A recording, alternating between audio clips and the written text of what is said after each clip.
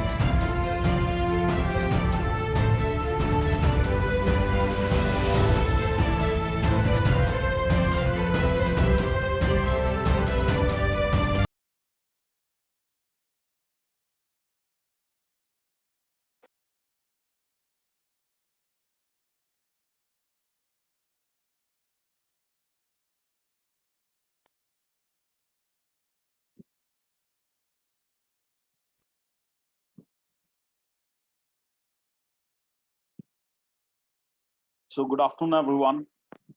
I guess I am audible to you all, you guys.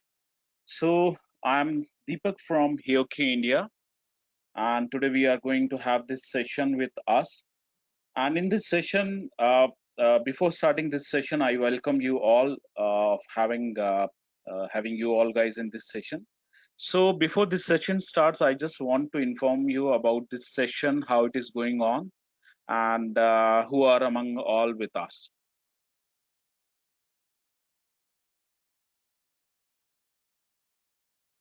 So I'll explain you how to operate the software and how to use it. Yeah.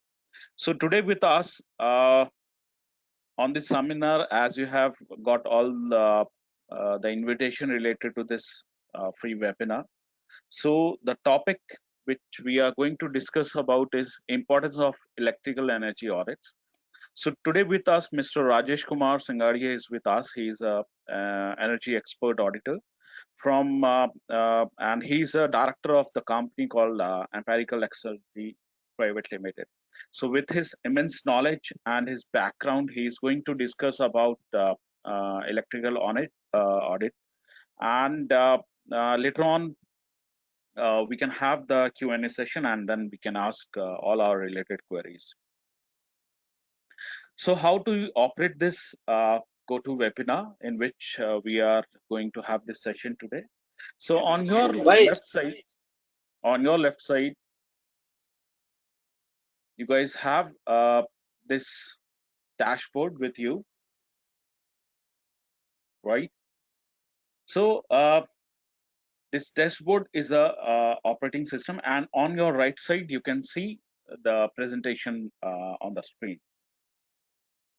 So this is how the software dashboard looks like. So for the sound check, maybe because of some of the customers, I can see they are writing me to me that they are not getting the audios. So please check your computer audio. It should be in the computer audio setup, right? And then you need to do this kind of settings, right? So please do this kind of settings, and please check your internet connection. Both the things should be proper to get this presentation and this session.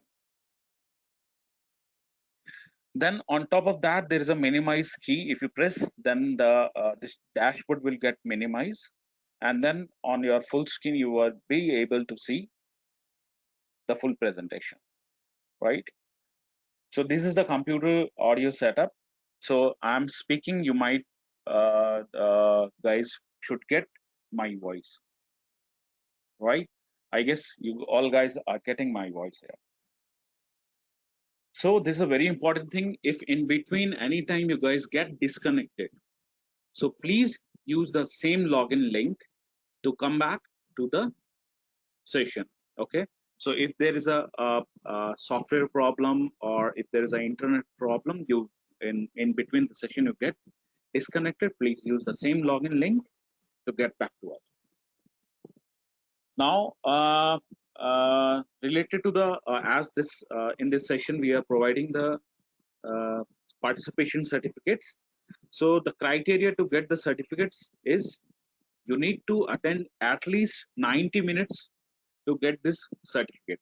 So please note, you need to be in the session at least 90 minutes to get this participation certificates, and it will take at least 48 hours to provide you all the e-certificates.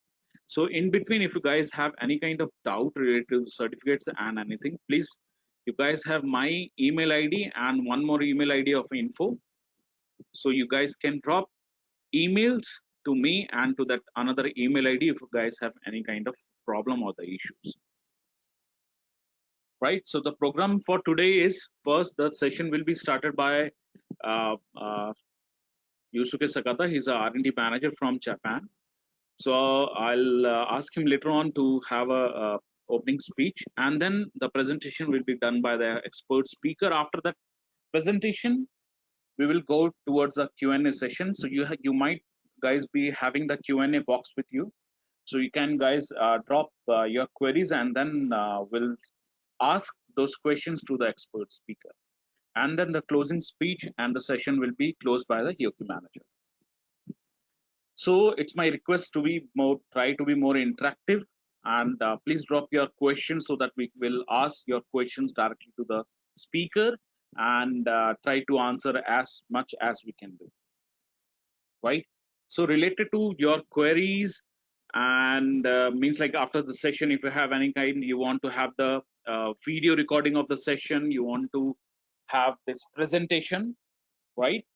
So you guys can drop email to me, deepak@hioki.co.in. So after the session, if you guys have any query or you want to have the recordings of the session, as this is, the session has been recorded automatically, then we'll share you with all those things. So as I told you today, the speaker, these are his details below, you can see. So he's having immense knowledge in this particular field, and he's a expert energy auditor as well. So please ask the questions as per this topic. So now I will ask Mr. Yusuke Sakata from Japan, from our R&D manager. He's R&D manager in Japan. So I'll ask Sakata-san to have a few words with us, and then we can start the session. Sakata-san, over to you. Good afternoon, everyone. Thank you for joining today's session. So my name is Yusuke Sakata of Hioki, India. I'm an R&D manager of Hioki, India, and right now I'm in Hioki, Japan. So thank you for giving for us like this kind of very important time, and also thank you for welcome to present today's session, Mr. Rajesh-san. And hopefully this session will be very interactive and very useful for all of you for your business and R&D research. Thank you. Yeah, thank you, Sakata-san. Now I will ask Mr. Rajesh to please introduce himself to the attendees, and then he can start the session. So over to you, Mr. Rajesh. I have made you the presenter, and please start the session.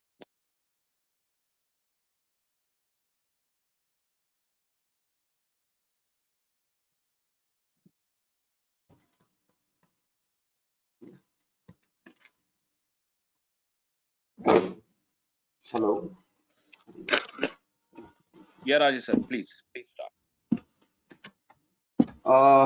Very good afternoon. Myself, Rajesh Kumar Singhadia, as a Director of Empirical Exergy Private Limited, Indore, from India. I am basically accredited energy auditor from Bureau of Energy Efficiency, Ministry of Power, Government of India. We have conducted lots of energy audit in various kind of industries, and during the audit we have found out number of opportunity to improve the utilities and overall plant, in fact for the energy efficiency session, particularly for the industry and process. So today we can initiate for the what is the importance of energy audit for the particular electrical side. We are talking about the electrical energy, where is the applications and where we can optimize all the utilization of energy consumption in the plant. Yeah, okay. So Deepak sir, the presentation share. Vinod, screen share. Deepak ji, my yeah, we can presentation. Yeah, we can see. Yeah, we can see. We can start. So thank you very much. Today we give me this very good opportunity to share my experience in field of energy conservation, particularly for electrical energy audits. So we can now take the initiative for this. Yeah.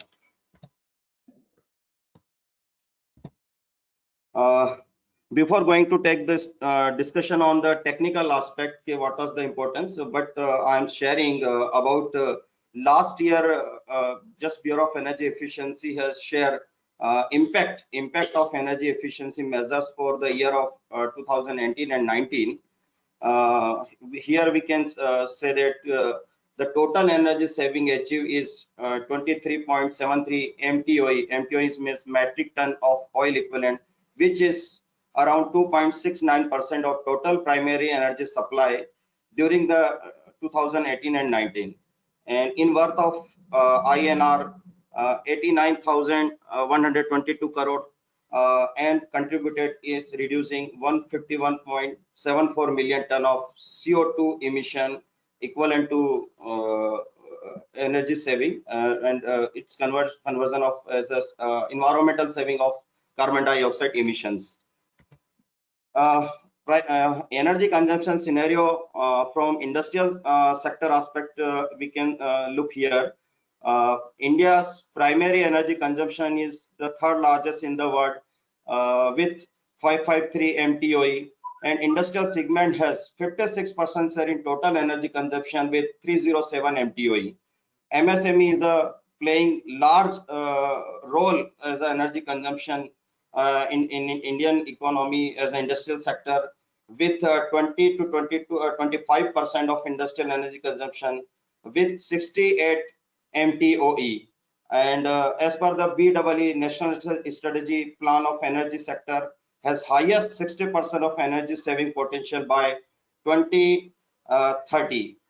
It's all are given presently launched by the report of Bureau of Energy Efficiency in May 2020. Yeah. So it's very important that is energy management objective. What is the objective of energy management? Then finally we will go for the energy audit. So any management of industry, these are looking for this 5 basic question is how much energy is consumed. How much energy is consumed means total energy per day, per hour, in which in particular number of hours, what are the number of hours running of the industry. So how much energy basically we are measured in day-to-day life, day-to-day metering section, but in industrial segment particularly we have seen that these all appear in the electricity bill of 1 month total energy consumption done by the industries. And how is the energy consumed? How is energy consumed means where and which kind of equipment is particularly consume the energy, and where particular utilities or process, where is the energy consumed. When is very important question. When means it is the time. What is the time which is required, the energy, particular energy requirement in the industries. And last most important objective is what is the quality of energy consumed. Basically quality means we are talking about the quality of energy. There are two, we are basically defining two kind of energy, thermal energy and electrical energy, and we are defining electrical energy as a high grade energy. So quality consumption, quality of energy is very important. What kind of application is there? It's a thermal application or it's a electrical application, and if any thermal application is there in the industry, but we are consuming in form of electricity. So it's very important. The quality of energy is very quality of energy consumption is very play an important role of in the total overall energy consumption in the industries. Now we are interested, and today we are discussing about the energy audit. What is the importance? Why energy audit is very important? So we are taking some specific. I have discussion some specific example is there in specific energy consumption for if we are looking for the cement sectors in India. So here we are looking the average electrical energy consumption of India is around 97 kWh per ton of cement, whereas the best achievement is around 77 kWh per ton of cement. And second is in terms of thermal, average thermal energy. Ji. Right, sir. Sorry to interrupt you. Can you please do the full screen of your presentation so it better we can give. Yeah, sir. Yeah. Thank you.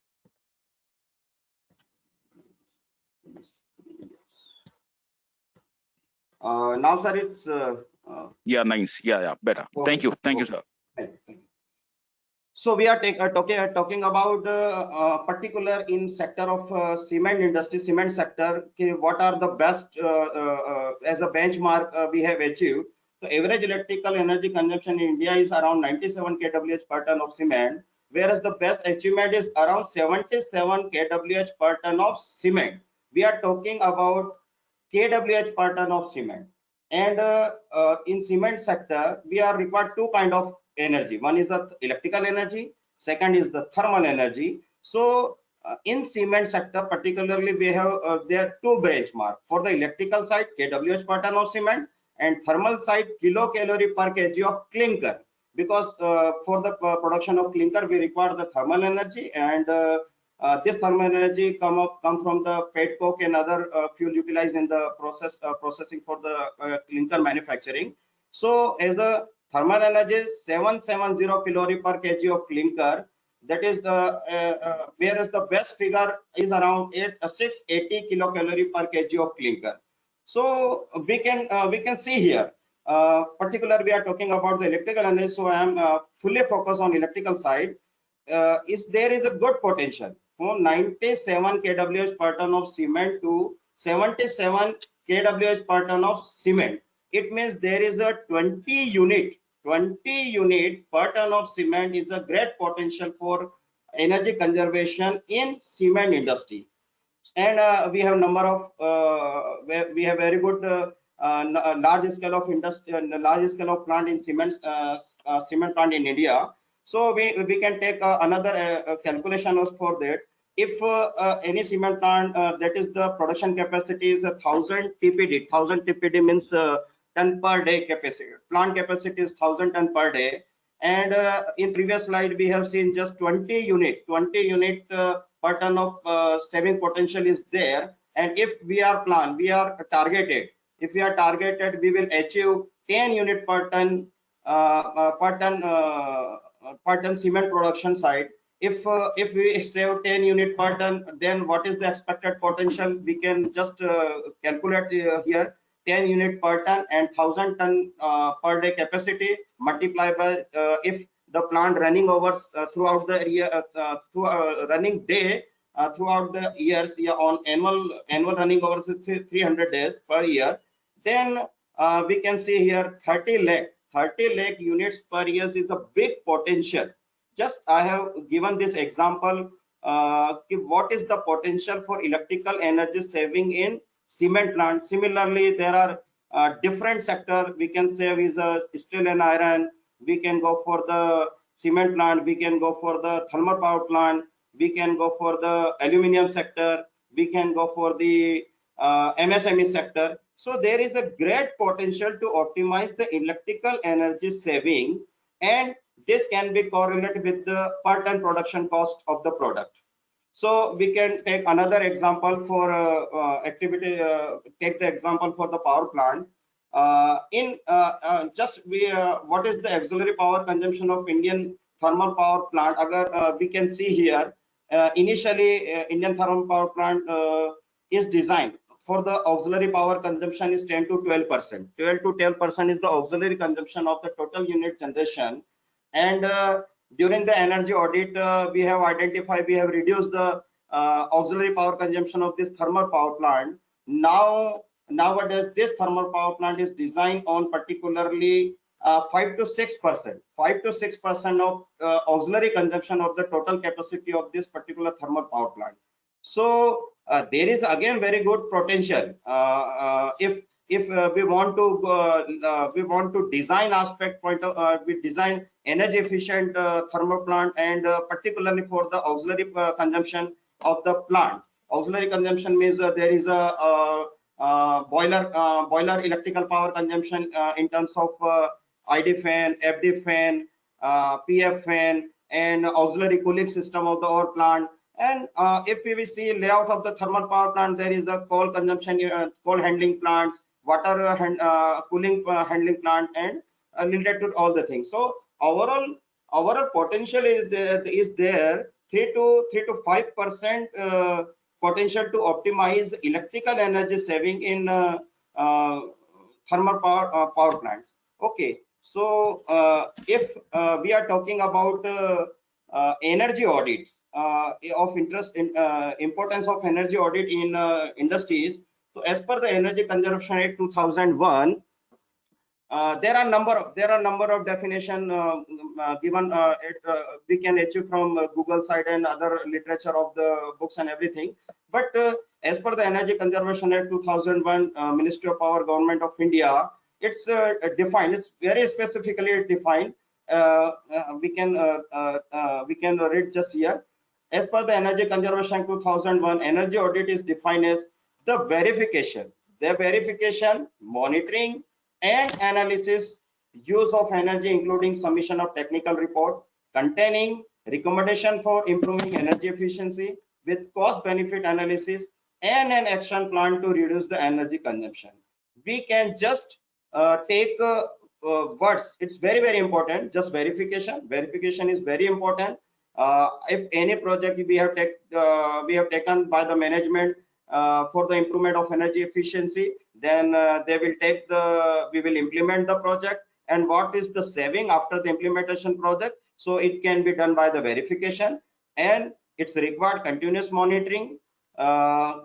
If once we have achieved the saving, then it should be maintained continuously, and continuously requirement of analysis use of energy. And finally, after the energy audit, whatever energy conservation measures we have identified the potential, we identify the areas. All this potential is summarized as a technical report with recommendation for the improving energy efficiency. Recommendation means very clear. Different type of system is applicable for the particular energy conservation measures. So we have identified what kind of solution is there, and finally what are the improvement cost is there. So a recommendation for the improvement of energy efficiency with a cost benefits analysis.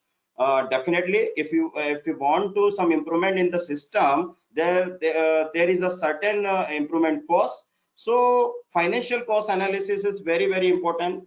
Such kind of energy conservation measures, maybe some measures immediate give the saving, maybe some short-term measures, and some maybe long-term recommendations.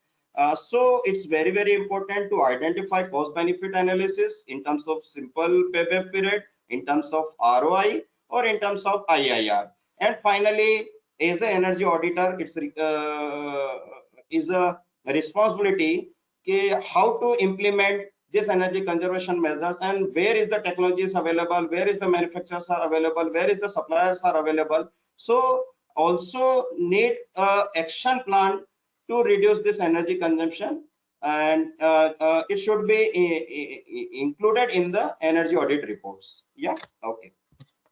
Now as per the Energy Conservation Act, Government of India has identified some measure sectors. There is an energy audit is mandatory. So as per the Energy Conservation Act, these are the some sectors which has energy audit are mandatory. So first is the thermal power station. If any thermal power station is auxiliary power consumption is overall auxiliary power consumption 30,000 metric ton of oil equivalent or above, it means it is a designated consumer, and it's required energy audit is a mandatory for the Government of India. Similarly, fertilizer, similarly cement industry, again iron and steel plant, chloro and alkali industries, aluminium sectors, textile industries, pulp and paper industries. So these are the threshold limit where if overall energy consumption for electrical side and thermal side, definitely we are talking about electrical, then kWh consumption, but thermal side we are talking about the kilocalorie. But if we want any benchmark parameters, so we can take a decision, or take the management can take the decision. These are the plant should be need of energy audit from as a mandatory energy audit, or itself improvement in the plant. So we required a reference point, a benchmark point. So these are the figures. Particularly, fertilizer is requirement 30,000 metric ton of equivalent. Cement industry is required 30,000 ton of oil equivalent. Similarly, iron and steel is also required 30,000 metric ton of MTOE. And so these are the figures decided by government of India for the designated consumer, where is the mandatory energy audit is required. And again, government of India provide the target to achieve the achieve the target, how you can achieve this target. And so they are conducted energy audit from the accredited energy auditor, and finally improve the systems. Yeah. Now currently in 19th December 2050, these are the sectors: railway, petroleum refinery, and electricity distribution companies again added in the as a designated consumer. And for the railway, particular railway, all zonal railways having a traction annual energy consumption is 70,000 MTOE per year and above is are the mandatory for the energy audit as a designated consumer and under the scheme of PET. And petroleum refinery unit of such industry having an energy consumption of 90,000 MTOE per year and above is the requirement as a PET scheme. Government of India PET scheme by the which energy audits are mandatory for the petroleum refineries. And similarly, discom sector is considered. Discom sector is also considered for the energy audit mandatory side for the government of India. And particular for this limit is 86,000 ton of oil equivalent per year or above. So we can see here there are around 10 to 12 sectors in India where energy audits are mandatory done by the government of India. And definitely there is some options also provided what they can take the decision at on level how to improve. And where are the qualified organizations or persons or auditors that they can get the audit from that qualified organization or persons. So these are the limits decided by government of India for the designated industries.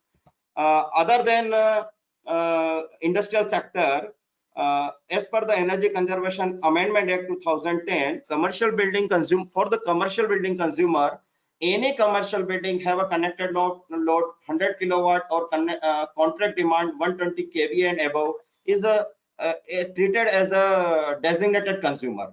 So previously in 2001, this connected load is of 5,000 kVA and 600 kVA. But after the Amendment Act 2010, it's decided 100 kilowatt or contract demand of 120 kVA, which will be under the building consumer for the energy audit is for the particularly mandatory sites.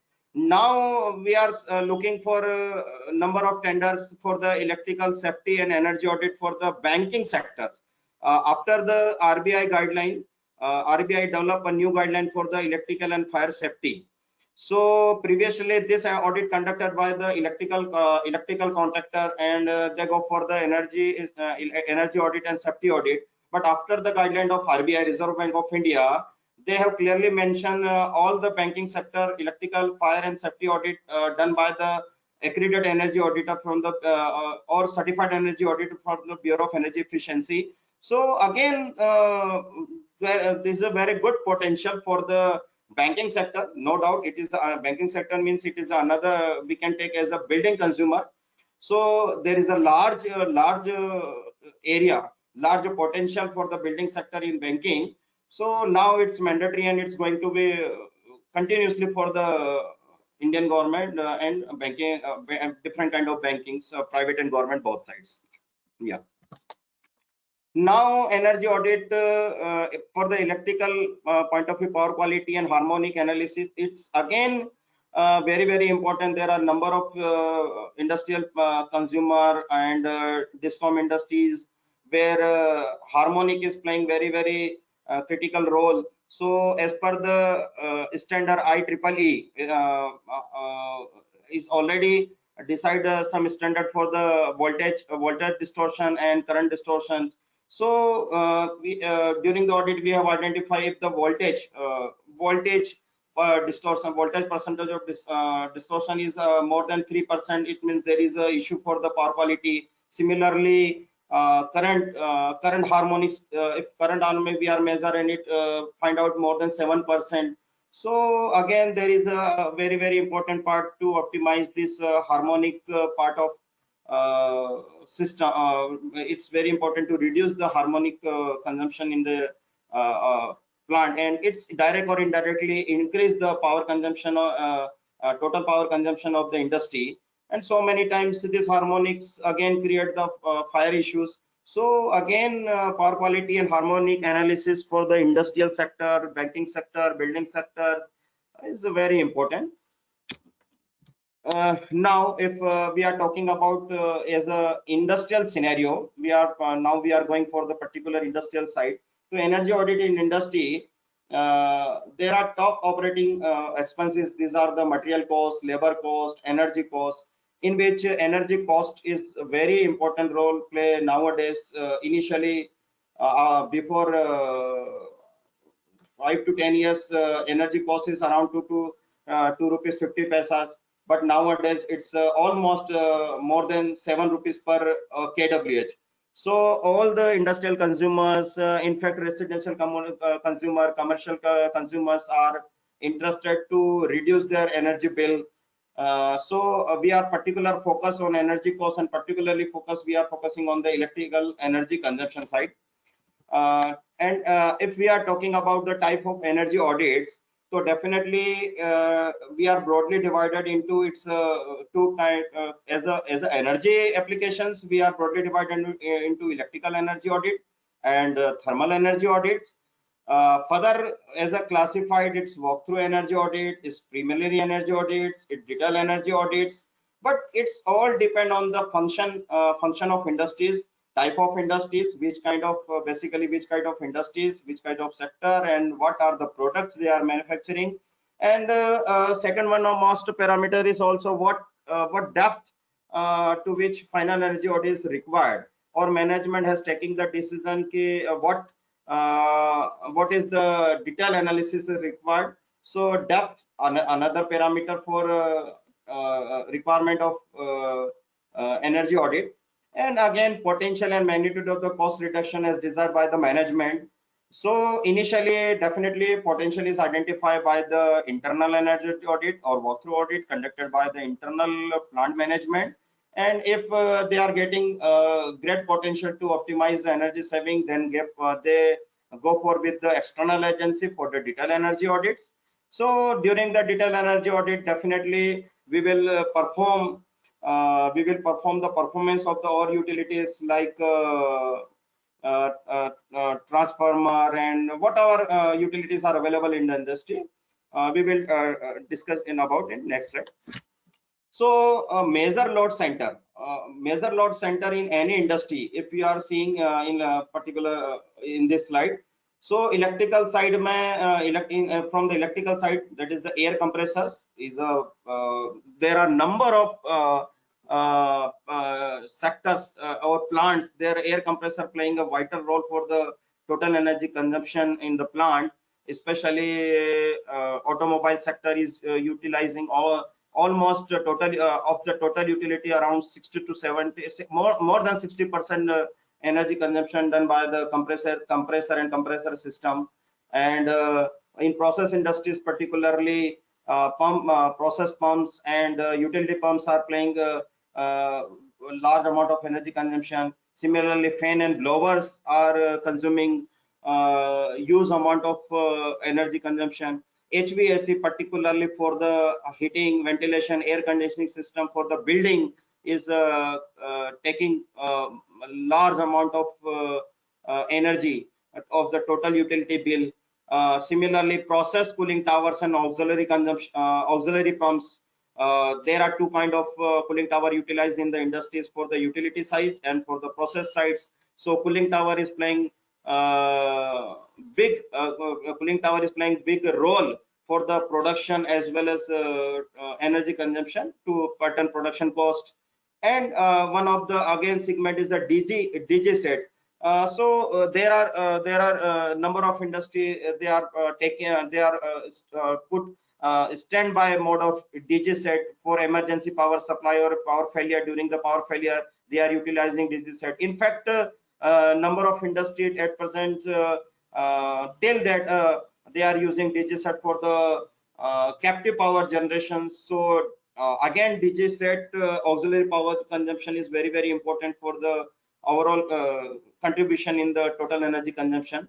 So plant again, plant and building. So especially for the plant and building is related to, I'm talking about the any industry and their admin block, particularly their admin block for the industry.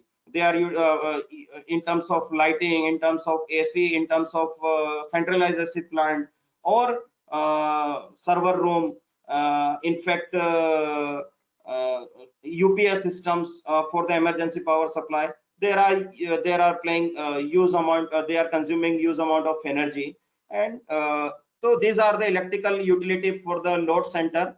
And similarly, parallelly in thermal side is boiler, furnace, thermofluid heaters, hot water generation.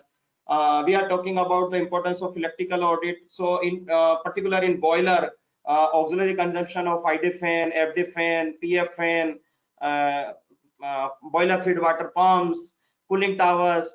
So these are the auxiliary consumption in the boiler. Similarly, furnace, thermic fluid heater, particular circulation pumps use a lot of electrical energy consumption in thermic fluid heater. And for the thermic fluid heater, there is also utilized for ID, FD fan for the large system. So many industries utilize hot water generator, particularly process. And for the building segments, they are utilize hot water generation for the meet out comfort zone or comfort condition in the building for the employee and other areas. Similarly, process machineries, if we are looking for the process unit operation, there are number of unit operations and unit process where electrical energy consumption for the transfer of material, transfer of raw material, transfer of final products. So in terms of unit operation, we can see just a refinery is a we can take the example of refinery. So there are number of cooling water circulation pump, production circulation pump, product circulation pump. So these are the unit operation and unit process take part of huge amount of energy consumption as a electrical. And now process heating and cooling. There are number of industries. There is a requirement of parallel heating requirement. There is a parallel cooling requirement. And then want to transfer the thermal energy by the circulation of cooling water, by the circulation of chilled water, by the circulation of cooling air. So process heating and cooling requirement of huge amount of electrical energy. And similarly, a process industry requirement of reactors, particularly pharmaceutical industries. There are huge amount of number of reactors in vertical mode or a horizontal installation plant.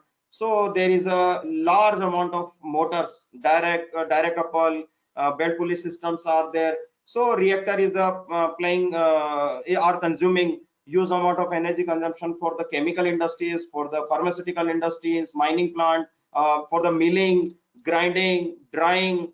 All these are the unit operation. These require the electrical consumption, and management is very conscious about the what are the specific energy consumption in terms of kWh per ton of product. So electrical energy audit is playing a very important role to identify and improvement for the process. And one of the most important area is hydraulic power pack. So many cooling system, their hydraulic power play is utilized for the process and everything. And these hydraulic packs are working with electrical pumps, electrical cooling water circulation pump. They are consuming lot of energy. So hydraulic power pack play consuming a very large energy consumption for the process and other areas.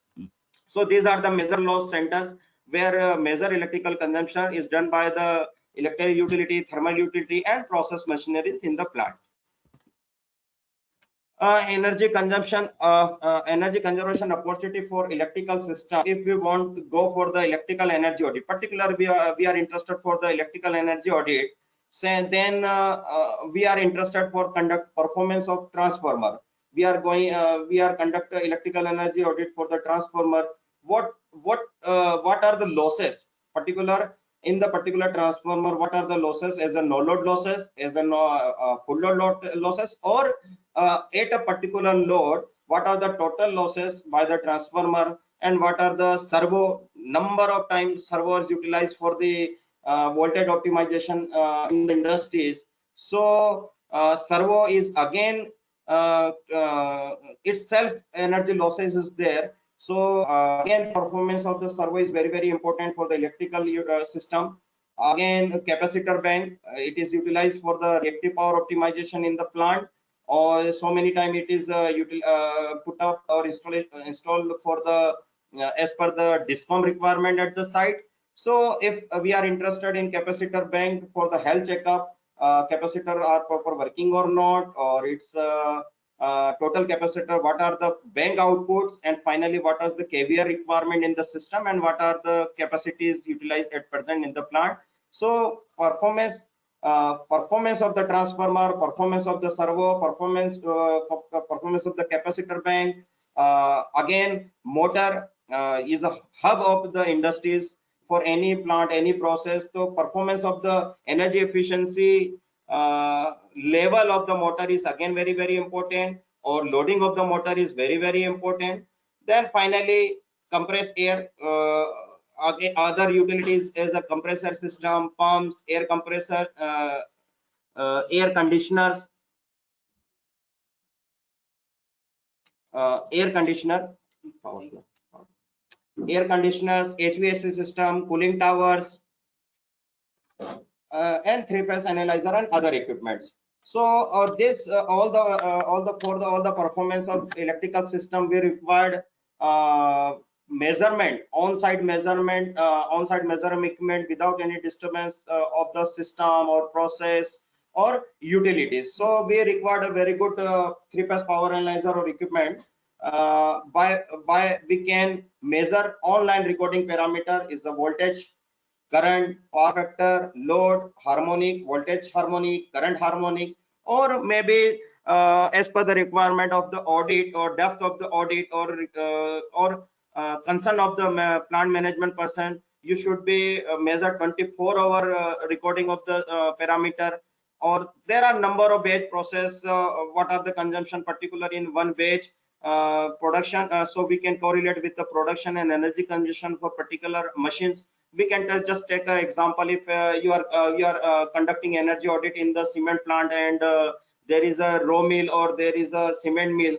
So if you want to identify a per ton cost of the particular cement mill or roller mill, raw mill, in that case we are required to measure, we are required to three-phase power analyzer for 24-hour, and parallelly we are measure production in 24 hours.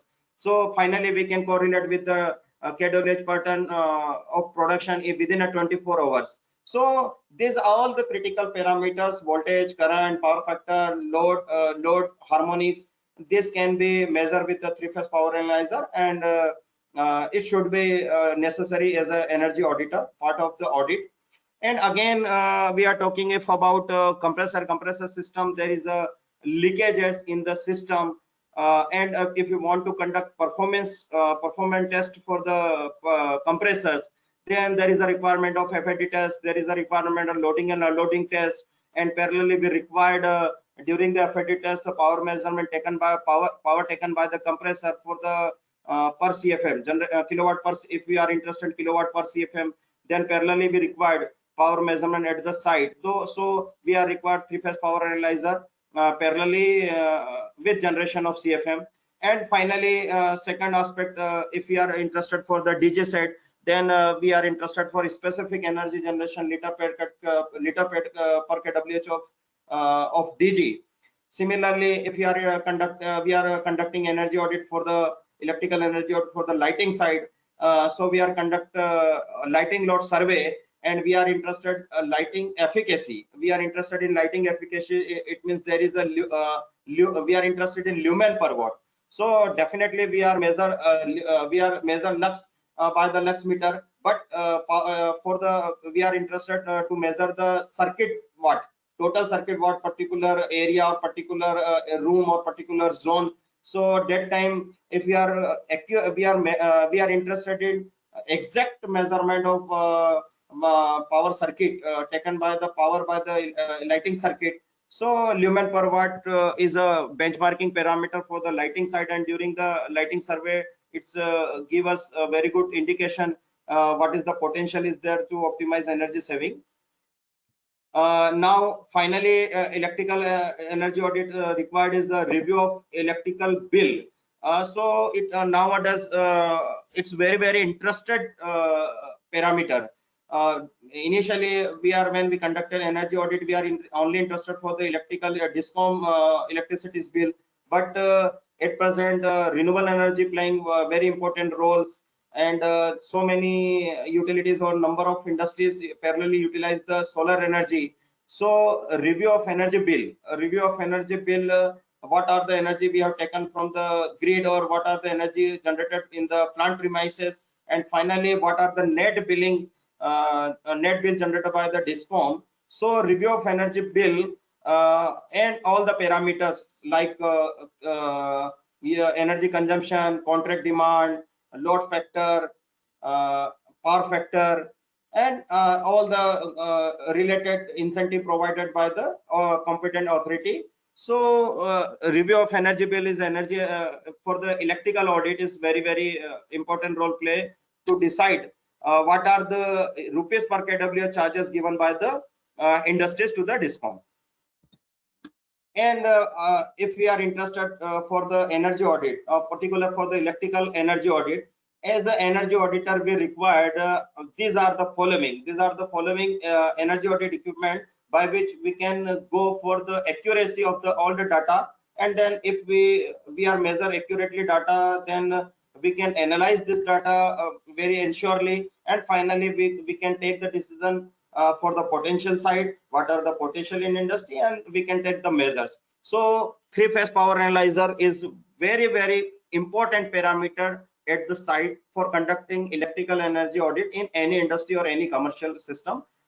Second, this three-phase power analyzer is definitely nowadays available with two system. Energy measurement is sure definitely, but there is again quality measurement or harmonic measurement, voltage and current harmonic. So as an energy auditor or as an electrical audit, power analyzer with quality and harmonic analyzer is must for the conduct detailed energy audit, or in fact not energy audit, in fact any industrial person or any energy industrial management team, if they want to self assessment of the electrical consumption in the industry, then this three-phase power analyzer is required to itself measurement and analysis of the data. Now tachometer is again play very important role to measure the RPM of the any running machines for machines, or we can take RPM for the motor side. So a tachometer is on the site actual RPM measurement can be confirmed by the tachometer.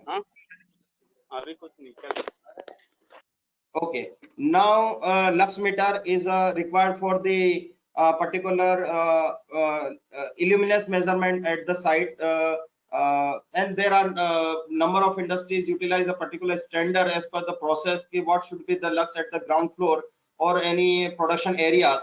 So lux meter play a vital role to identify there is a potential to improvement for lux, or there is a higher side to optimize the total lighting circuit in the total energy consumption by the lightings. Similarly, clam meter, it's a very simple instrument that is utilized for the normal electrician in the plant, and number of industries that is provide this clam meter for the industry for the electrician to identify immediately what are the ampere taken by the motor or machines. one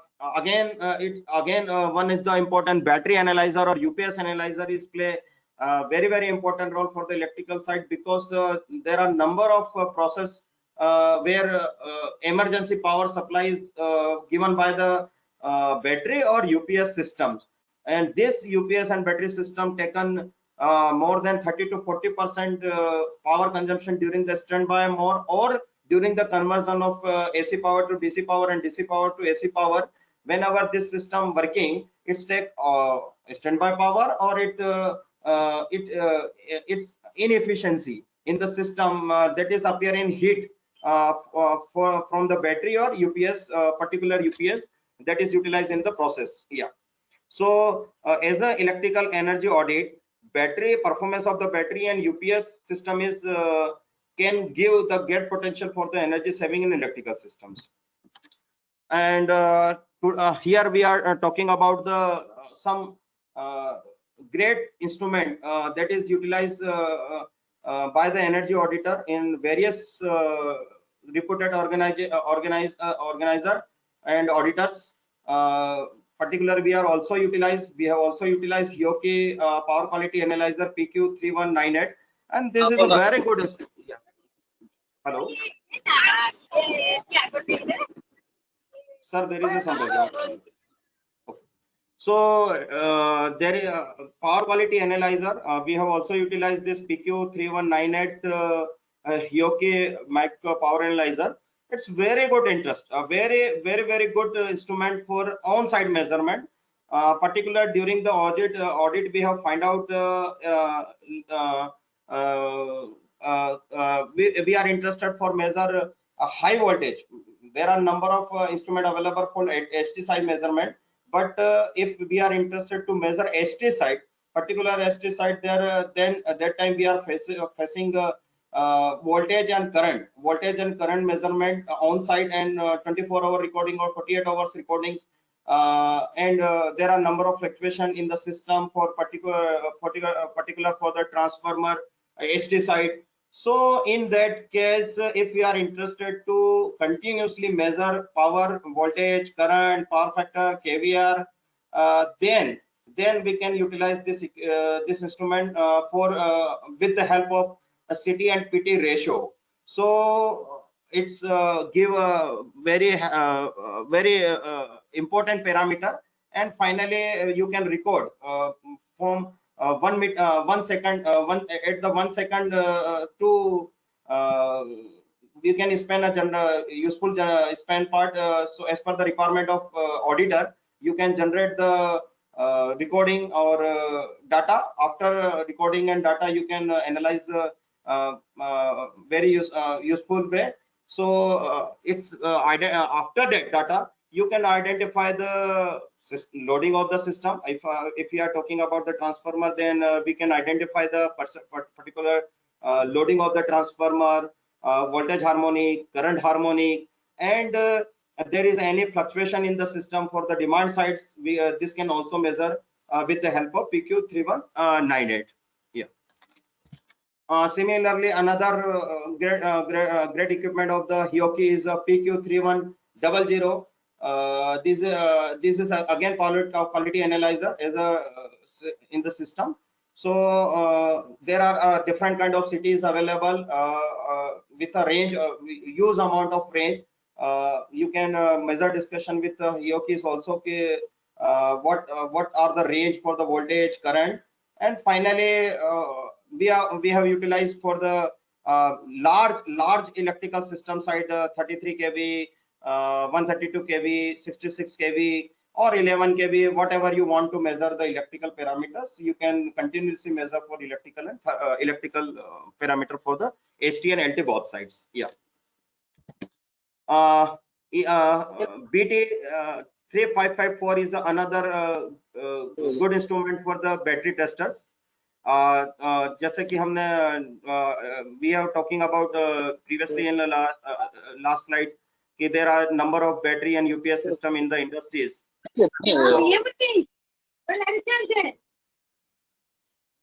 Battery and tester. So this, sir, there is some background voice, sir. Yeah, I rectified it. Sorry for Yeah, that. yeah.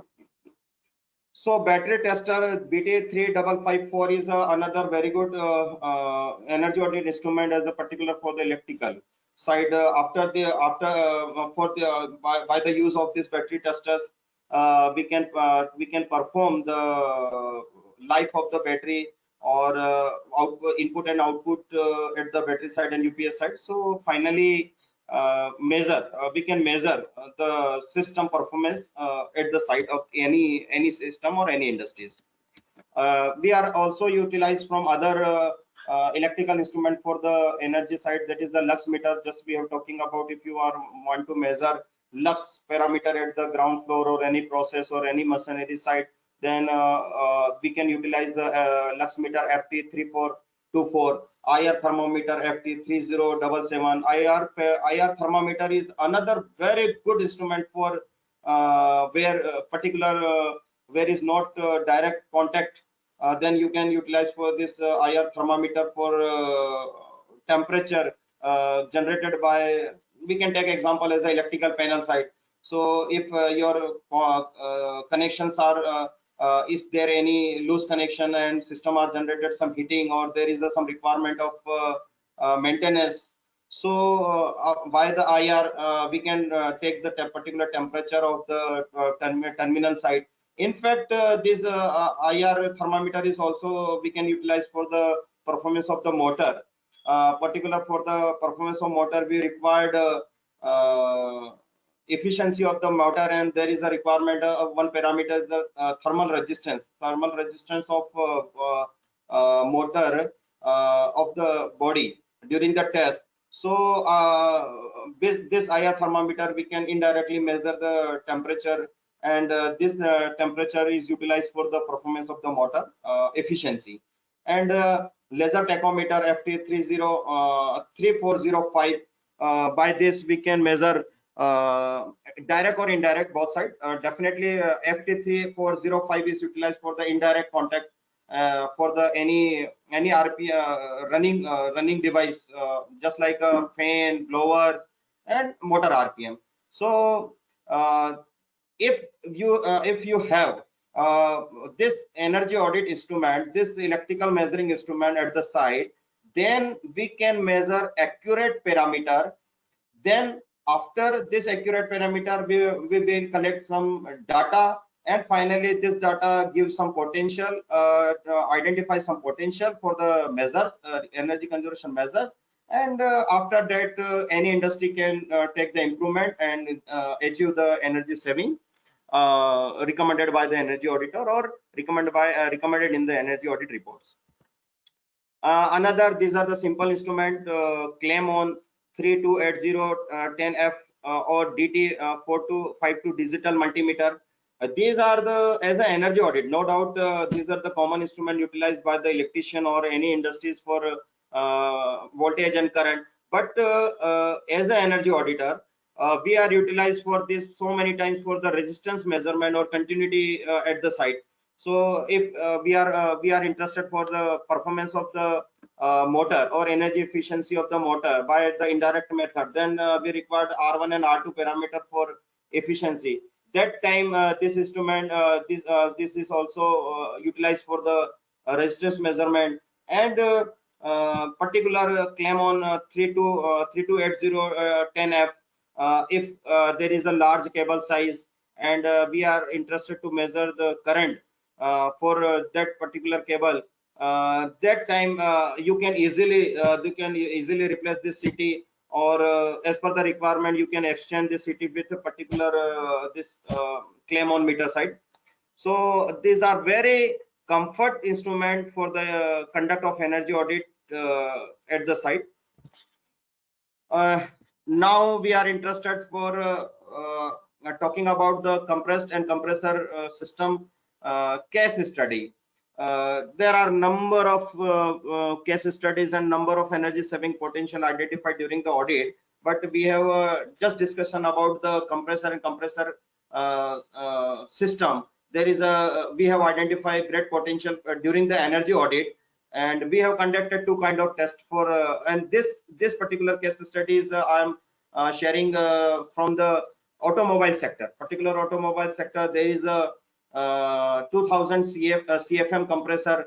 There are two compressor, 1000 CFM, and total generation CFM is 200 2000 CFM. During the audit, we have identified that one problem is there, the compressor are not giving the good performance as a volumetric efficiency test efficiency. And another aspect is the leakages in the system is it was find out around more than 50% in the system. So electrical energy audit, direct or indirectly, how we can save the kWh consumption, or we can take the advantage of monetary saving. So I am discussing about this case study. We have a 2 air compressor with the same capacity. Model compressor audit, particular audit is conducted in month of September 2019. Both the compressor IR make as a model is ML160. Second compressor is R16010. Then both compressor type of compressor are SCU compressors. Rated capacity of the compressor are almost same is 1000 CFM. So total installation capacity is 2000 CFM. Design maximum pressure is 7.5 bar. Design working pressure at the time during the audit is 6.4 and 6.8 bar. Connected motor capacity is 160 kilowatt. Initial during the FID test, when we conducted FID test, initial pressure, definitely volumetric efficiency test is conducted with the help of FID test. So how we conduct FID test? So this FID test at the site conducted by pump up method, and during the test we have taken some initiatives, just like drawn empty the cylinder, and there is a process which is adopted by or given in the process as a Bureau of Energy Efficiency in booklets. All the process we have considered during the FID test. Here we are interested how we what are the results we achieved during the FID test, and finally how we can calculate the energy saving with the help of this electrical energy audit. So as an initial pressure during the FID test is 0.1, and final pressure, initial to final pressure is this is 6.4 kg per centimeter square, and volume of the pipe is 0.695. Pump up time, initial pressure to final pressures is taken during the test is 0.766 minute. Receiver of the volume is 2 cubic meter. Total volume as per this is the volume, receiver of a volume, and volume of the pipes is 2.695. Now during the FID test we have measured the CFM is 905, and similarly for the compressor number 2 is 958. So almost around 1800 CFM, 1850, around 1815 CFM measured during the test of this FID test, and volumetric efficiency of the test is calculated is 89.88% for the compressor number 1 and 95.75% for the compressor number 2. Other auxiliary power consumption so total power consumption by the compressor including other auxiliary power consumption is 182.01. Dryer power consumption is 3.78. So total power consumption by the compressor is 185.79 kilowatt. Then we are interested parameter specific energy consumption kilowatt per CFM is 0.205, and similarly in for the compressor number 2 is 0.91. Design specific energy consumption for this compressor is 0.159 and 0.160. After that we have analyzed there is a good potential 0.15 to 0.20. There is a potential for per CFM we can achieve by the improvement of or by the taken of energy consumption measure in the system. So we can improve the overall efficiency of the system compressor. Loading and unloading test. During the loading and unloading test, we have identified around 48.75% leakage in the system, and there is a big amount of energy saving potential in the plant. Both the themes are different. FID tests are giving the result of performance of the compressor, and loading unloading test of the system is give the leakages in the system. So after all, we have calculated and we have recommended and we have present to the management, and after the calculation we have achieved around 59.61 lakh energies in terms of rupees per kWh, and in terms of kWh saving, that is 7,82,400 kWh.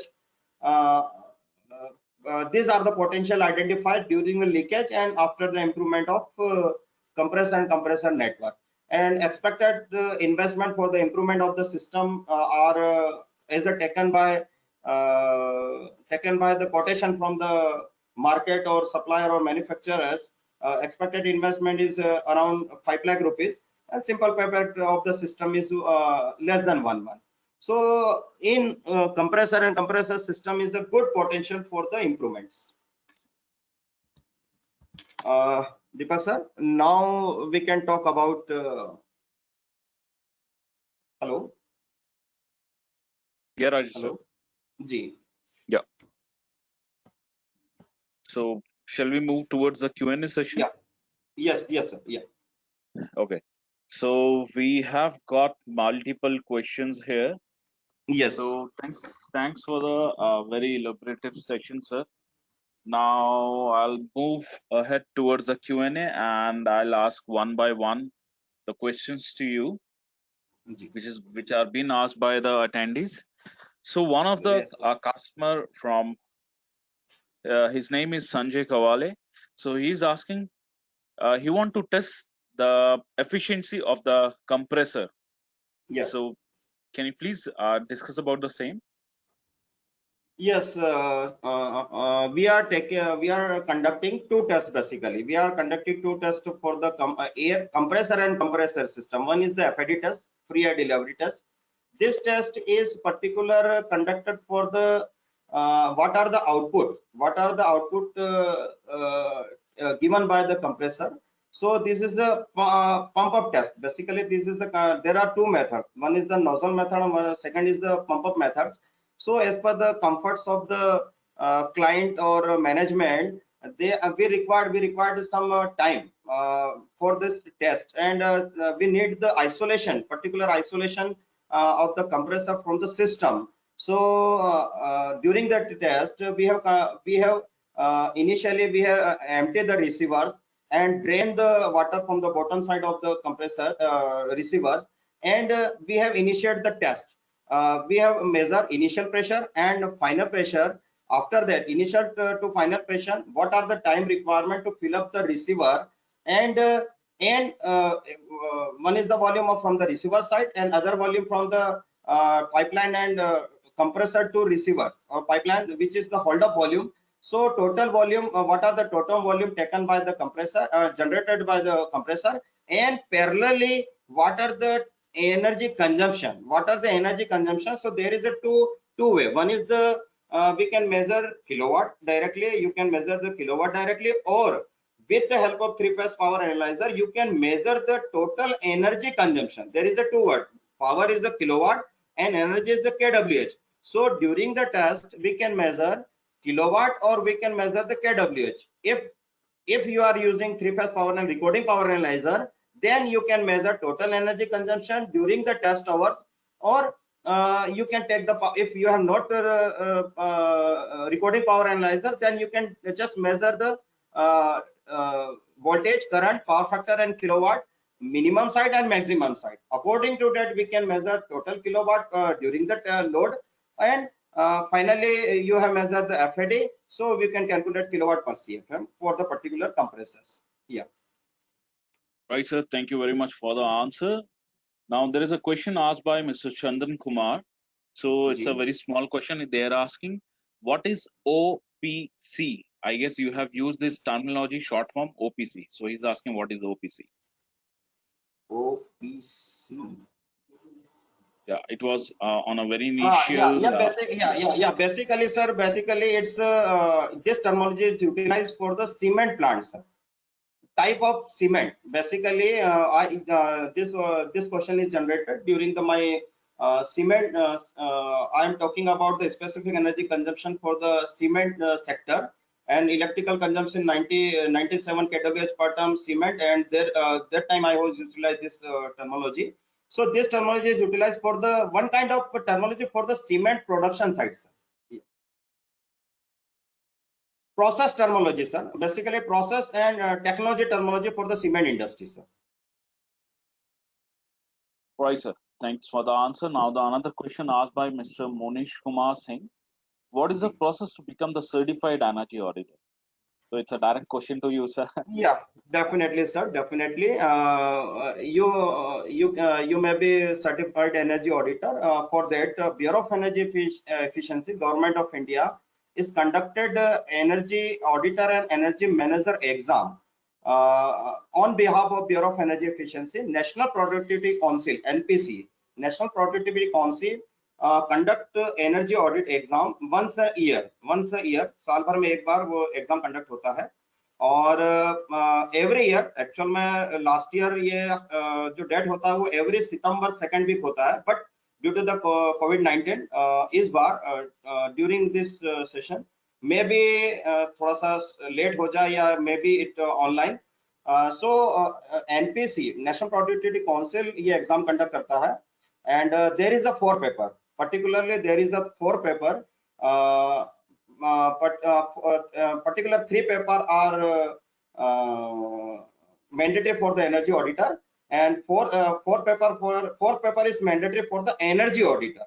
If you become qualified as the initial 3 paper, paper 1, paper 2 and paper 3, then you maybe become a certified manager.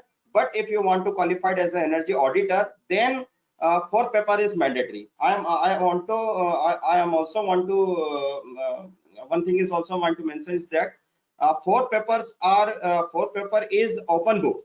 4 paper is open book. During the examination session, during the exam hall, you can put all the 4 booklets. These booklets are provided by the Bureau of Energy Efficiency during when you registered yourself as a exam candidates.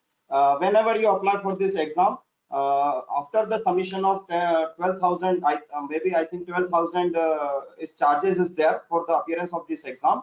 After the submission of this 12,000 charges, then you will receive 4 booklet from the Bureau of from the NPC, and these 4 booklets are allowed for the 4 paper, particular for the paper, not for the 3 papers, finish paper 1, paper 2, paper 3. And Deepak ji, I was also mention is here one terminology, that is the accredited energy auditor. So after the certification of accredited energy auditor, after 3 years, whenever you get from this from that date, whenever you receive the certified energy auditor certificate, after that particular after 3 years, you can eligible for the accredited energy application for the energy auditor. There is also some certain requirement is there. You can eligibility. These are the requirement eligibility for the accredited energy auditor. You can download from the Bureau of Energy Efficiency, or Deepak ji, if they can provide the email ID, I can also share. We can also share the requirement of the energy auditor or manager or accredited energy auditor eligibility. I can also share to you, and we can also for all the participants. Yeah, Monish, if you have certain more queries related to become the energy auditor, then you can ask directly to the Rajesh Kumar Singadia, sir. So Rajesh sir, at the end of the presentation, you please mention your contact email ID, so that if people wants to come and ask you question and related to some business they want to contact you, they can come and drop you an email. Sure. Monish, Deepak sir, I have shared my last slide. Where is my mail ID and my contact number is also there, sir. Yeah. So you guys can drop your questions directly to the email ID of Mr. Rajesh. So and then he will be happy to answer your question. So we'll move towards the next question. So The next question asked by Mr. Wajid Kul. So he's asking, good afternoon. Can you please point out few energy conservation initiatives for cross-flow induced draft cooling tower and chillers? I'll repeat again. Can you Yeah. please point out few energy conservation initiatives for cross-flow induced draft cooling tower and chillers? Sure, sir. It's very interested and technical questions for the energy conservation in electrical sites. So, first of all, if we are talking about the chiller or cooling tower, so I'm saying here, chiller and cooling tower is not a single point. If we are interested for the energy saving in HVAC system, there is a chiller, there is the cooling tower, there is a condenser water pump, there is a there is a chilled water pump, and there is the air handling unit or FCU unit. These are the complete component of the HVAC system, and there is a very good potential for individual site. So if you want to save electrical energy in chiller or the performance of the chiller, if you want to improve the performance of the chiller, then first of all you need to analyze the load of the system. First thing is the load of the system, and it's generated from the load end, and at the load end first component is their air handling unit. So I want to discuss first part is the air handling unit. So if your system is conventional system, then you can optimize your air handling unit by the installation of variable frequency drive, or previous air handling units are all made by the belt pulley system. So there is a good potential to optimize the belt pulley system with the help of a variable frequency drive. VFD, were the installation of variable frequency drive. So if there is no variable frequency drive, then you can put and take the advantage of load variation at the site. Second, if already variable frequency drive, then you can optimize your pulley size. At the motor size is okay, motor pulley end is okay. Fan pulley side pulley you can optimize and take the advantage of variable frequency drive. After that, system come out another very good option is there nowadays in is there direct couple air handling units. Abhi at present air handling units are come with the belt pulley system, but currently latest updates in the markets, all variable or air handling units are come with BLDC, brushless DC motor. BLDC system is there, and there is no any belt pulley system. And this air handling units are HUs are operated by PLC system and BLDC motor, and BFD system is there. So there are some manufacturers are commitment. They are claim around 25 to 35% direct saving in new systems. So air handling units give the direct saving for the electrical system. Then after we are coming from the chilled water pump and condenser water pump, chilled water pump side. So these chilled water pumps are indirectly operate with the load of air handling units. So if there is a primary and secondary system, if there is a hot well and cold well, it's depend definitely type of system is there. It's hot well or cold well system, or it's a primary system or secondary system. So if you want to save the saving of secondary pump side matlab there is a this pumps are supplied to the chilled water supply to the air handling unit side. Then chilled water pump is there good potential there. One is the design aspect point of view, your pumps are operating at duty point or not, or it's operated with BFD or not. So first of all you have to identify there is the variations in the load. So put up the variable frequency drive for the particular pumps, chilled water pumps. Or second, after if your system is old, then you can conduct a detailed energy audit for the pumping system. Particular you will conduct detailed energy audit for the pumping system, and flow measurement is must. Definitely during the energy audit, if auditors are not utilize the ultrasonic flow meter or any flow meter device, then performance of the pump is directly affect the efficiency of the system.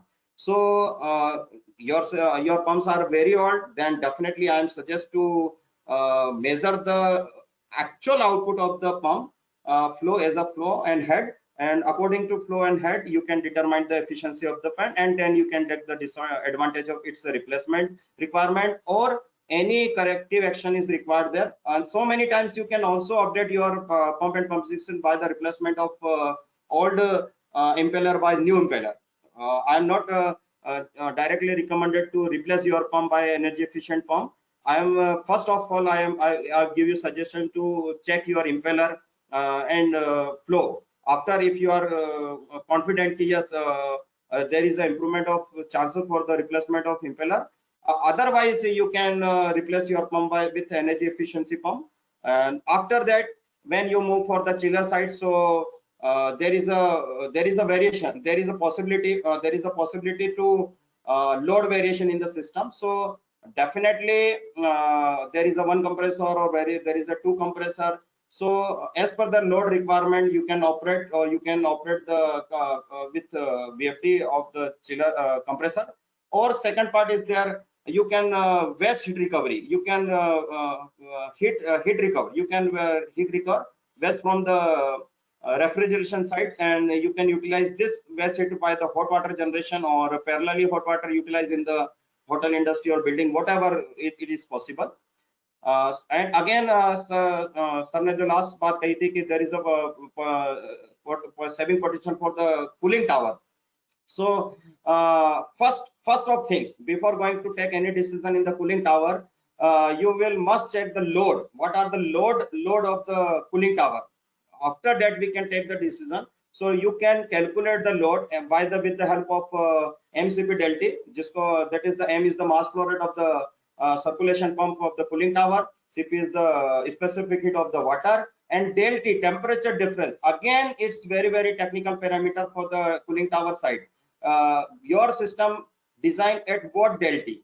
What is your design delta for the particular cooling towers?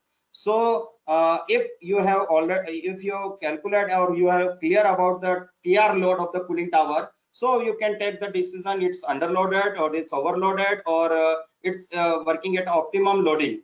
So if the cooling tower is operated under loaded condition, then you can take the you can optimize as a flow rate also, or you can control the fan with the help of variable frequency drive, or you can put up the temperature feedback system in the cooling tower system. Or second is again very important parameter, that is L by G ratio. L by G ratio is the water liquid to air ratio of the cooling tower. So there are number of energy audit reports and number of auditors discussion about the only put up the variable frequency drive in the cooling tower, or put up the temperature feedback control system in the cooling tower. But as a energy auditor myself, I am not talking about the temperature controller or variable frequency drive. First of all, think about particular load on the cooling tower. Then according to that, you can take the decision what will be their potential for the energy saving. Sir Deepak ji. Thanks for the very descriptive answer. I guess, Mr. Gul, we have, I guess, Mr. Rajesh have able to answer your query. Now we'll jump to the next question, sir. So asked by Mr. Tom Elliott. So the questions are into two parts. So the question is, what are the reasons for the transformer loss? And he also want you to discuss about the earth leakage measurement related to the transformer loss and the earth leakage measurement. He wants to listen from you. First part, I want to explain initially first part, losses of the transformer. So definitely there is a two kind of losses. One is the nodal losses, and second is the load losses. Definitely whenever a transformer design, there is a design, there is a particular design for the any manufacturer or any application side. If we are just we are discussing about the normal transformer. I'm not talking about any furnace or induction furnace transformer or other specific. I'm talking about the regular utilization of the utilized transformer in industry. So first part is the loading. If any loading parameter is play very important role. Definitely, if you have seen load curve of the transformer and losses. If you plot loading versus total losses of the transformer, then you have identified the basically recommended loading. Basically, recommended loading of the transformer is or best efficiency. No doubt, in the electrical system, 99.9% efficient system is the transformer. But there is a no load losses or load losses. Their contributions is lifelong of the transformers depend on the loading percentage of the transformer.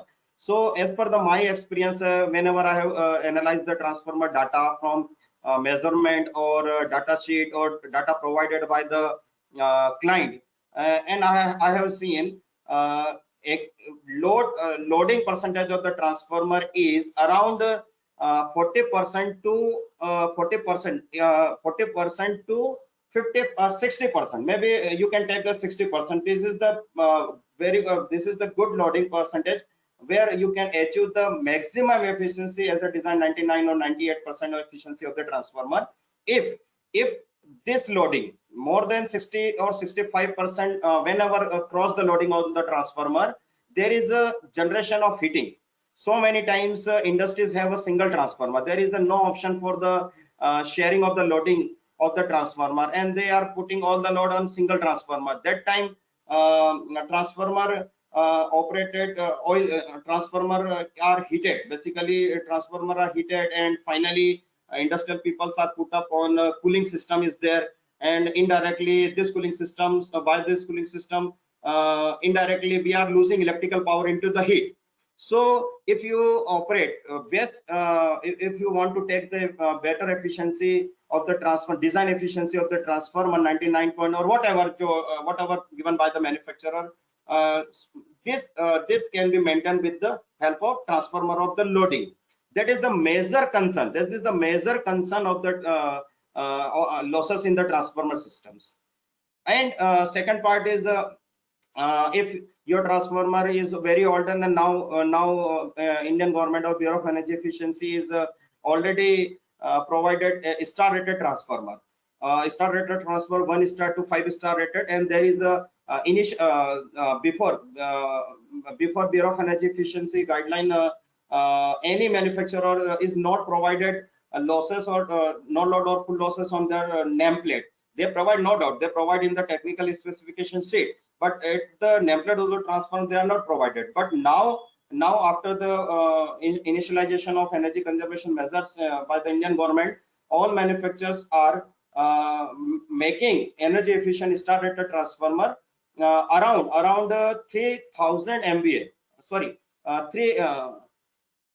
3000 kVA capacity are available with star rated transformer. And Deepak ji, I also wanted to mention is there now substation also available with compact type.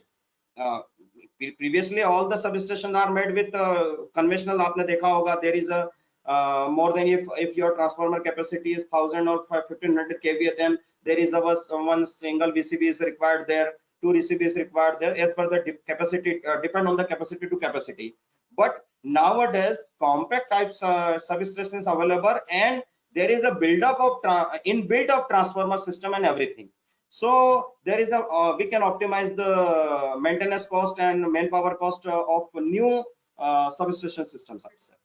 So major concern is their loading. If you are maintain the loading, maintain the cooling system of the transformer, then losses you can optimize. Otherwise, maybe design parameter, again different thing. Design parameter is a different thing, or oil cooled or air cooled. These are the different thing. But as the operating concern we are talking, then loading concern is very important to optimize the total losses in the systems. Yeah. Yeah. Thanks for the answer, sir. Now we'll jump to the next question asked by Mr. Rajmal Meena. So the question is a very good question, I must say. So the question is, to reduce the electricity bill in oil mill industry, what are the other methods except capacitor bank, APFC panel, and TOD improvisation? What is used to be improved power factor? That is I guess, most common question you are getting, right? Sure, definitely, sir. It's a very, very interested question. Particular for the oil mill side, so electrical energy audits. One thing is depends, sir. जो power Deepak ji sir ने जो बोला, Meena sir ने, power factor is definitely one issues, but power factor incentive and rebates depend on the DISCOM particular state. In fact, in our India, different utilities, different DISCOM, just like in MP, Madhya Pradesh Pakshim Kshetra Vidyut Company, Madhya Kshetra Company, and Western Zone. Similarly, Noida, there is 2 or 3 kind of utility suppliers. So depend on the tariff. First part is the depend on the tariff and feeder. What is your feeder? It's at 11 kV or it is a 33 kV. So initially, depend on the energy charges, demand charges, load factor, plant factor, and your power factor. All the electrical parameter depend on the your feeder connection or utility tariff part.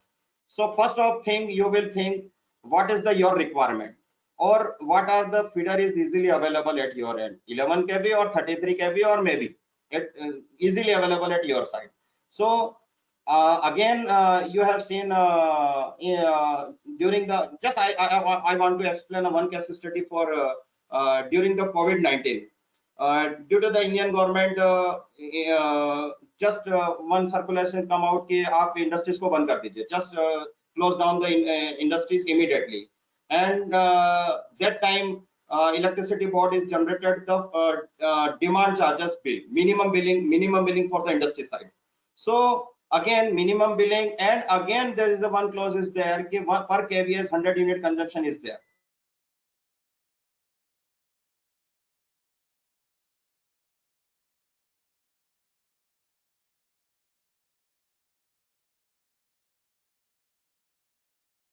Deepak, I thought power cut happened I guess in there the is a area. problem in the internet Power connection. cut. So Yeah. maybe. So I'll jump to the next question. Maybe till the Mr. Rajesh joined us back. There is another question asked by Mr. Gunashekar. So the question is, as the voltage of the batteries are different, so impedance of the battery will be different. And that impedance value having any universal standard, or else it will be different from different manufacturers. So the answer for this question is, there are different type of batteries in the market, where we can see the lead acid batteries have a different kind of variety according to their capacity and the voltage levels. And now you have seen, now there are we call them maintenance free batteries, or the VRLA batteries in terms of lead acid batteries. So related to that, whenever the specification changes, the impedance of the battery changes, and according to the capacity of the battery. So Hioki is having a battery tester with them. The model number is, for the latest battery, the model number is PT3554. That can be used to measure the impedance of the batteries in your battery bank. And the feature of the battery tester is you can use it on an online system as well. No need to disconnect the batteries from your battery bank, and then you can test your batteries by the battery tester. So it's a very handy instrument.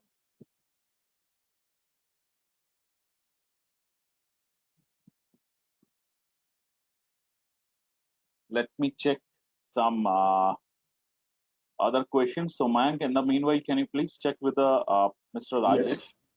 Sir. Yeah, I guess he is back. Sorry sir, वो थोड़ा सा here. No problem. So yeah, welcome back, sir. Welcome back.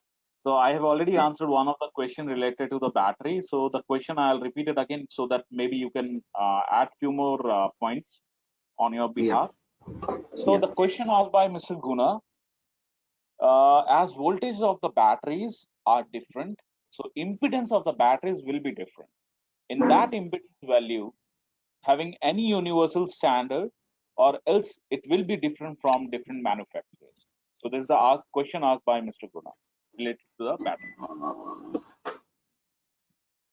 Deepak sir, मैं चाहूंगा ये battery वाला जो question, Deepak ji अगर आप अपने इंस्ट्रूमेंट से रिलेटेड एडवांटेज उसमें बता पाए तो बेटर है sir. Right. I have already explained related to that. Hioki is having battery testers with them, whether it's a lead acid or a lithium-ion batteries. So Hioki battery testers work over a principle called ACIR method. We inject a very small current at 1 kilohertz of frequency, and the battery tester is able to check the internal resistance or the impedance of the battery. So for more details, you can contact me, or you can drop an email to me, and we'll love to describe more about this battery tester.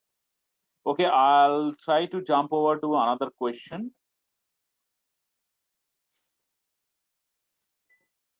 Okay, so another question asked by Mr. Chris. So can you please explain the role of APFC in energy conservation? Role of APFC in energy conservation. Yeah, definitely, sir. APFC is playing very important role. Basically, APFC panel is installed at the meter end point. So definitely, it's give the as an energy conservation point of view, it's optimize the demand. Your maximum demand, whatever is go. That can be controlled with the help of APFC control panel, automatic power factor controller.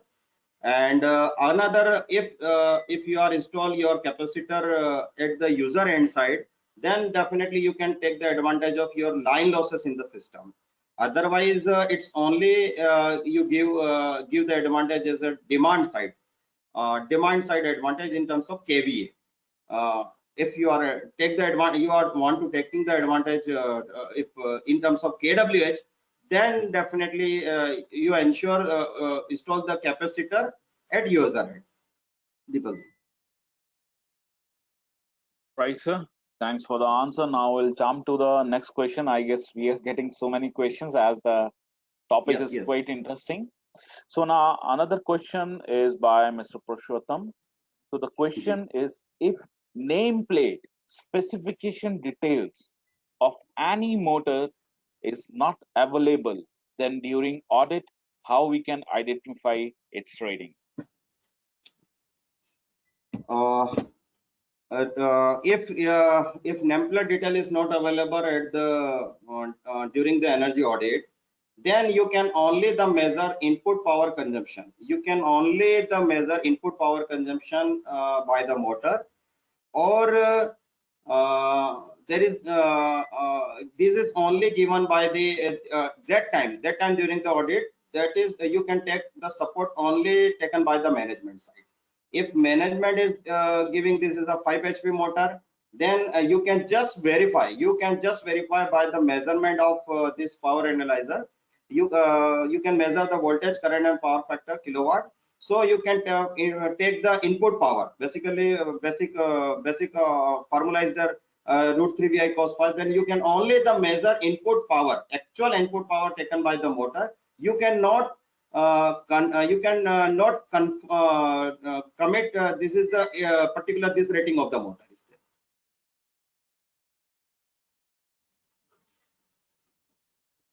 Thanks for the answer, sir. So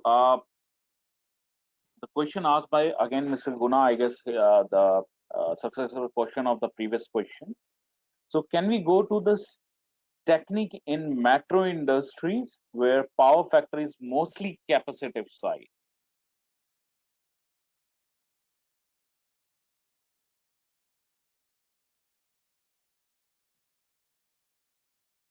I thought some error. Screen resumed. Okay, I guess till the Rajesh san come back, I'll jump to the next question. So now another question asked by Mr. Arshad Khan: how to calculate the efficiency of the UPS system if don't know input power factor?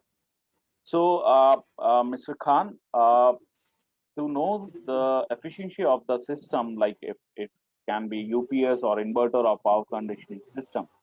So to know the efficiency, it's a very simple formula. So the formula is the input upon output, how much the power conditioning system is taking as an input and what is the output. So to measure this kind of efficiency of the system nowadays, because the power condition and the inverters and the UPS are getting much efficient in terms of they are getting efficiency of 90% or 95%, then that time the system which is being used to measure the efficiency should be very capable and very high efficient and very high accurate. So in that term of application, then Hioki is producing the power analyzers to measure the efficiency of the systems. So we have certain models with us. So if you want to know more about these kind of systems, whether the system is taking single phase as an input and a three phase as output or a vice versa, then we have a very fantastic products with us, which can work on a certain frequency bandwidth as well. And if you want to know you want to do the analysis of the noise or the FFT, then we have very fantastic products with us to do this kind of analysis. So I hope I have answered the question. We'll come back now. Rai sir are back in the thing. So I guess Rai sir, we are facing the power quality issue. Yeah. So back to the same question. So yeah, related to that, Mr. Guna was asking, can we go for this technique in metro industries where a power factor is mostly capacitive, sir?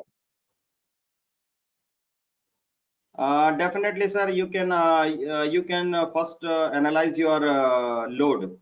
It's how much load are inductive or how much load are in capacitive in your plant. So if your load after the identification of connected load in the system, you can easily first of all you can identify your plant is working with how much load of induction load or your capacity load. After the identification of percentage of loading, type of loading in your system, then FEFC panel or capacitor, after the installation of capacitor, you can operate in the balance mode as a inductive or capacitive in auto controller by with the help of FEFC panel. Thanks for the answer, sir. Now I guess we are almost going to end in the Q&A.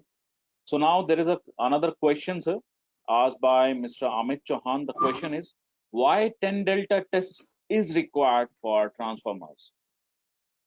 Why 10 delta test is required for transformers?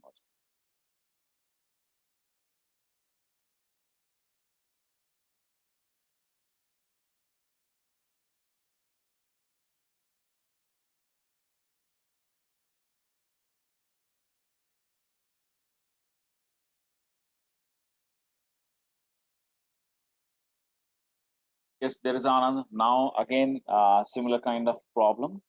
So I'm getting lots of questions that whether the session has been recorded or not, or if they want to have this presentation. Yes, we are going to share the similar presentation as well as the recording of the session. So please drop me an email. My email ID, as I have mentioned earlier, it's a Deepak, DEEPAK @hioki.co.in. I'll repeat again, my email ID is DEEPAK @hioki.co.in. So please drop me an email. I'll share you the link for the video as well as I'll share the presentation made by Mr. Rajesh. So Rajesh is back again. Sorry for the interruption. So the question was why the yeah, so why the 10 delta test is being required for the transformer? Sir, about this 10 delta test, I'm not directly related to this because during the energy audit, we have not conducted this kind of test. And maybe it is conducted by the manufacturer or during the installation or commissioning, sir. Right. Okay. I'll try to drop an email related to 10 Delta. Again, that is not Hioki is not manufacturing that kind of product, but we can answer the same after the session. Okay. I'll pick some other questions.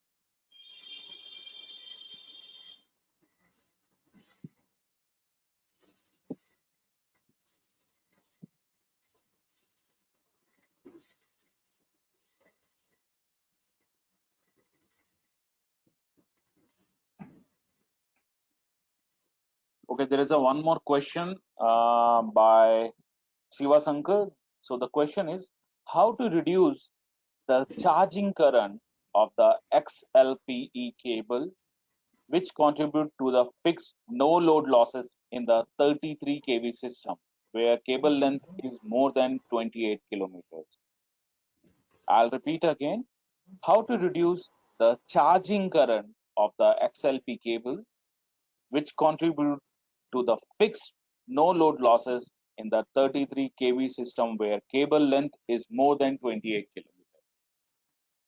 Sir, this is very technical questions, and I think please drop this question to my mail ID. I will give you technical reply after the confirmation at my end, sir. Yeah. Sure, sir. So I think yes, now there are questions coming up like whether we will get the certificates. Yes, as I mentioned earlier, if you have joined the session of at least 90 minutes, then of course we are going to provide the e-certificates, but it will take time from 2 to 3 days to reach to you because there are many attendees who are joining in the presentation. So it takes time to create the certificates. Yes, you will get, maybe it will take 24 to 48 hours. So in this note, I guess we have answered most of the questions. Thank you, Mr. Rajesh, for having with us and replying for all the questions and having a very wonderful session and interactive session with all of us and to our attendees. So I will ask Mr. Mayank to end the session and please convey your regards to the attendees and to the speaker. Yeah. Thank you, Deepak-san. Thank you, Rajesh-san, for this wonderful descriptive session related to energy audit.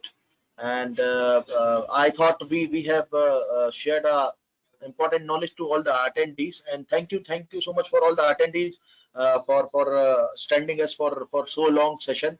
We will conduct more interesting session in the near future, and we will keep in touch. And then we will try to spread more knowledge towards energy, electrical parameters and all. And stay safe, stay home, and thank you so much for the session. Thank you, sir. Thank you, sir. Yeah, thank you, everyone. Please stay safe. We'll see you soon in our next session. Thank you, Rajesh, again for having with us. Yeah, thank you, everyone. Please stay safe.